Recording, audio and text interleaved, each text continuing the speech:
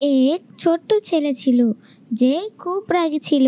প্রতিবার রেগে গেলে সে চিৎকার করত, খারাপ ভাষায় ব্যবহার করত এবং আশেপাশে সবাইকে কষ্ট দিত। তার বাবা একদিন তাকে একটি ব্যাগে অনেক পেরেক দিলেন এবং বললেন, প্রতিবার তুমি রেগে গেলে আমাদের বাগানের কাঠের বেড়ায় একটি করে পেরেক ঢুকবে। প্রথম দিনে ছেলেটি 37টি পেরেক ঢুকলো।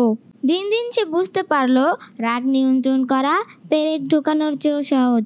কিছুদিন পর সে একদিন রাগ করলো না।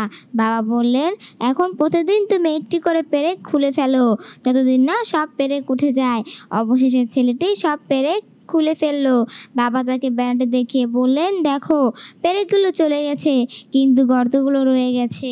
রাগের সময় বলা কটু কথা বা খারাপ কাজের দাগ মানুষের মনে থেকে যায়, যেমন পেরেকের গর্ত।